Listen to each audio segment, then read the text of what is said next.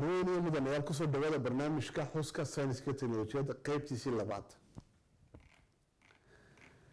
marka barnaamijkan xuska sayniska teknolojiyadda waxaan igu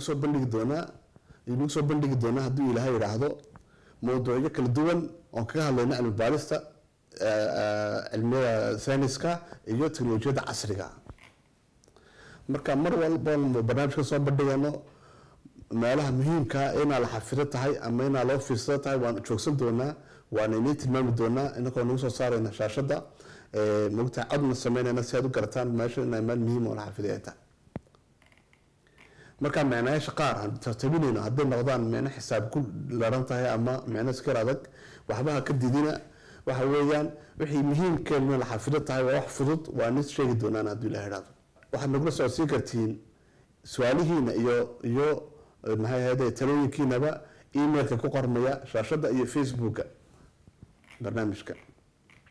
marweyne iyo mudanayaal. barnaamijkii hore waxaan ka hadalnay qaybta qalabka computerka. marka waxaan eegnay ahayd qaybo ka kala duwan yahay. waxaan eegnay shaashada waan aragnay ahayd meeshii moogtahay tab kala garaayo clavier ama keyboard ingiriiska lagu yiraahdo waan aragnay ahayd mouse-ka waan aragnay mouse-ka Soomaali jiir lagu turjumi karo mouse jiir bay ka dhigan tahay Suuriya fursad lagu dhaw wali ama waxaan ka sameeyay mouse baan isticmaalayna iyo qaybta dhexe unité centrale-ka qaybta dhexe ugu yeedhana qaybta dhexe oo ah qaybta muhiimka. qaybta dhexe qudheeda waan kala furnay ishaan ku dhufanay waan eegnay waxay ka kooban tahay. marka waxaan aragnay qaybtii awood qaybsiga ahayd awood qaybinaysay xadkii banaay ka soo baxayay korontada kala qaybinay qaybaha kala duwan computerka ka kooban. waxaan kala aragnay kaydiyaha guud ama kaydiyaha culus oo ah kaydiyaha kaydinaya maanta macluumaadka hadday program noqoto iyo hadday noqoto maanta macluumaad kaleba wixii computer ku dhex jira kaydiyaha kaydinaya waa kaydiyaha culus ee hard disk la ama disk dur.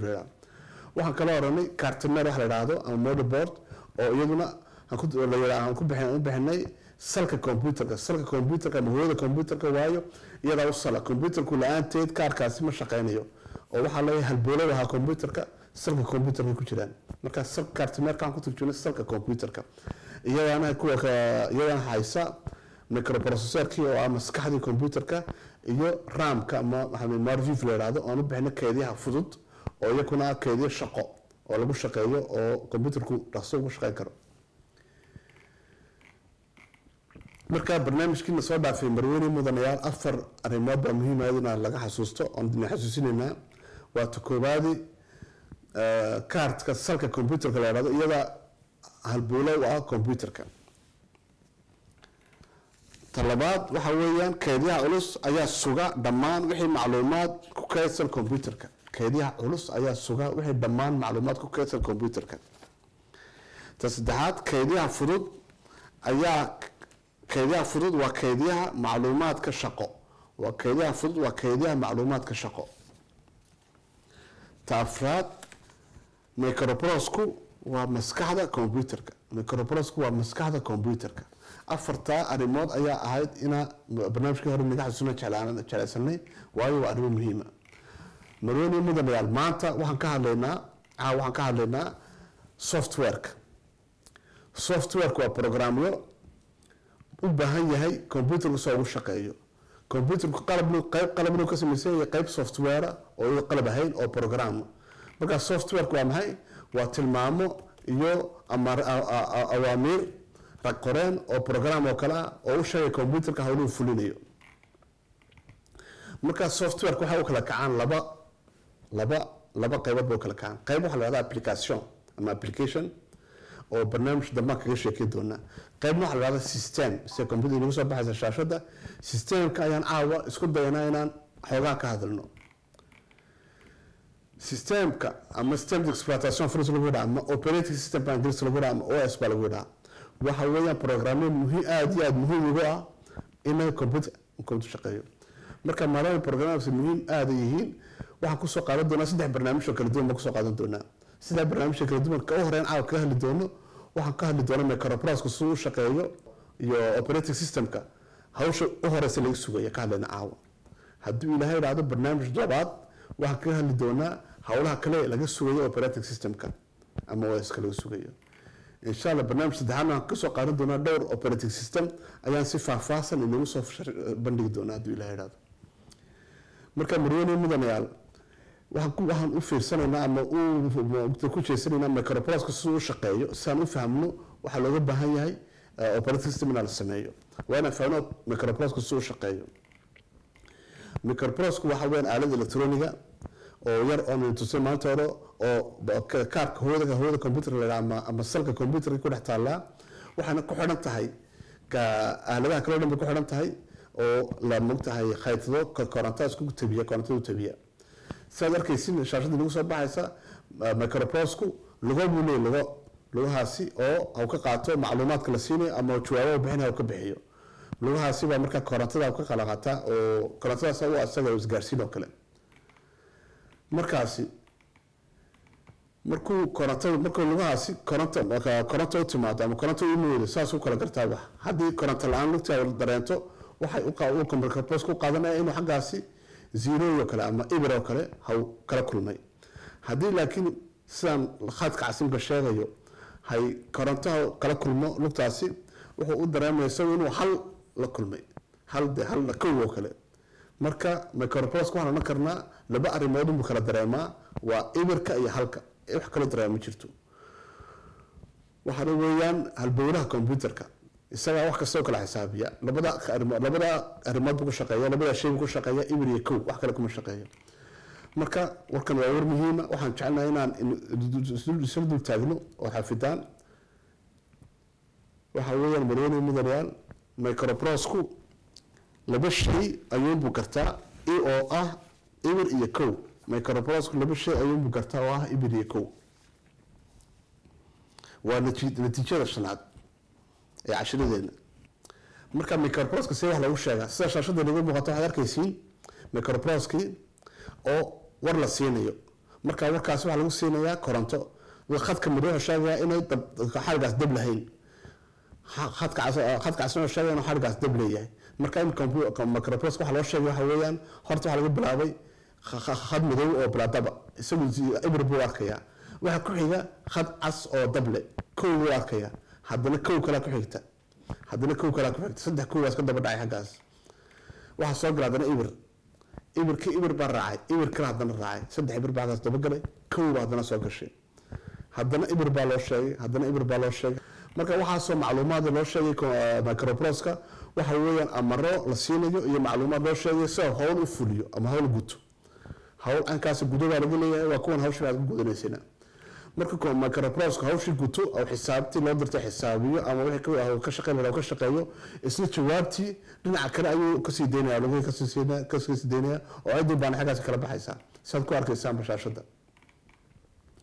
marka waxa muhiim ah microprocessor wuxuu ku shaqeeyaa ibro iyo kow iyo hal diro wax kale baad ma fahmiyo si inuu kan afgaran karno microprocessor oo afkiisa ku shaqeysan ka dhaxlo baahnina kuna inaan si wax loo hadalno oo ibri kow ku hadalno maadaama ibri kow wax badan lagu qori kareyn waxaan isku dayaynaa inaan nidaam ama tartiib hasan farsamahan yeelano han ibri kow qora wax badan ku qori karno farsamadaas maxay tahay marwani mudanayaal waxa weeyaan ina han balaarsano tirooyinka imika hadaan laba u qorano ilaa 4 lambar baan qori karnaa balani macnayo laba hadii loo qoray imika ibirka waxa la karnaa waa ibirkii la yaqaanay moogtahay waxa lagu xisaabi jiray ibirkuna waxa la dhahnaa waa kow laba ma qori karayno laakiin laba sano tilmaamsano waxaan odhanaynaa waa kow ibir baa noqon doonta laba u dhiganta oo marka meesha ninka 10 akhriyana isagoo microprocessor 10 akhriyayso oo akhriya kow ibir marka uu fahmay laba ina laga yiri saddexdana waxay noqonaysaa kow hadii loo keenay soo afahmay saddex laga yiri ee kow tuma fahmay hadii saddex loo qoro tirooyinka ilaa 8 lambar baan qori karnaa afartii hore horaad aragteen laakiin marka afarta waxa lagu qorayaa kow ibir waxay noqonaysaa saad ku arkaysiinba afar oo isoo marka 100 loo qoro 100 ma fahmayo 100 ma dhigna sabay u dhigantaa kow ibir marka ay u dhigantaa afar buu soo fahmayaa shan markuu qorayo shantu afar xabad loo geeyay marka waa kow ibir kow lixdu waxa weeyaan afar laba loo geeyay waa kow ibir toddobadu waa lix xabad hal loo geeyay waa kow marka sidaadaan qorno ilaa 8 lambar baan qori karnaa haddii afar aan qorno ilaa 16 lambar baan qori karnaa saa shashada nagu soo qormaysa wadi ka arkaya oo ibir ki wax noqday ibir kow wax noqday kowda naqaanay ibir ku labo noqonaya ibir kowduna saddex buu noqonaya saasay si lagu sii soconaysa ilaa 5 laga gaadhay marka anako ibir iyo kow isticmaal wax kale isticmaaleen oo afku microprocessor ku hadlay isku dayna kula hadalno wadi ka arkayna wax badan u sheeg karana ilaa 5 sheegnay imika computer imika lagu shaqeeyana tariiqa afartan u qaadani laba sidoo baa u qaataan marka wax badan ba sheegi karaan ilaa 4 milyan oo tiro in ka badan ba sheegi karaan oo computer u sheegi karaan iyo maro badan ba siin karaan maadaama badiyeen iyo ibri kow la isticmaalayo wax badan baa loo sheegi karaa marka imika hadaan tirada jiidkaas microprocessor ku hadlaya macnaheedu imika tira xisaab sahlan oo sas inagu qormaysa shaashada kamida 7 marka hal loo geeyo 8 ina noqoto ayaa microprocessor kana loo sheegay la raba si loo sheegaya microprocessor 7 laga ma oran karayo 7 sano qorata soo ma fahmayo laakiin 7 soo wuxuu garanayaa ibir kow marka la yiraahdo 7 uu garanayso marka 7 ugu dhiganta kowdina waxa u dhiganta isaga xaqiisa ibir kow ayaa u dhiganta kow markuu labada isku geelaya uu isku geen karanayaa jawaabtina ma siinaya jawaabta marka waxa lagu siinayaa kow ibir bana u siinaya xaqiisa waxa ka dhiganta taasi 8 kun ma waa 8 weeyaan 8 baa lagu soo siinaya markaasi xisaabta 7 hal loo geeyo waxa isaga lagu sheegayaa ibir kow loo geeyay ibir kow isna lagu soo jawaabi doonay kow ibir say ku qoro si shaashada ku soo baxaysa imika oo 8 xagiisa ka dhigan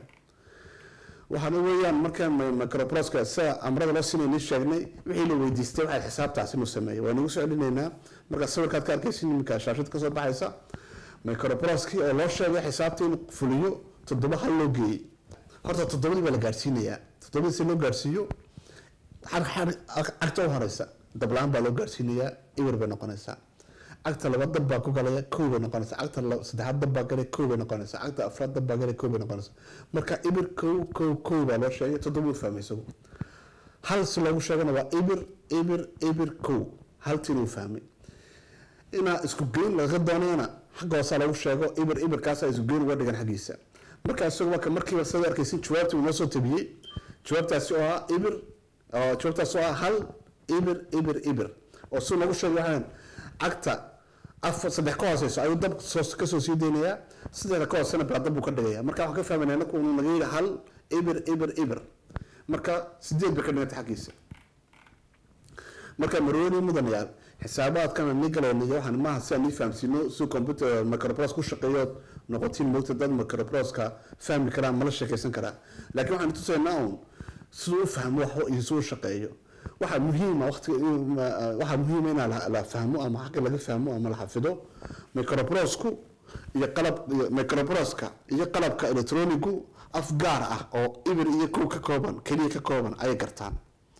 afkaasi waa electronic ay ama faaladeed hanigu soo marwani mudanayaal waa natiijada lixaad si ku soo qarmisa shaashadiina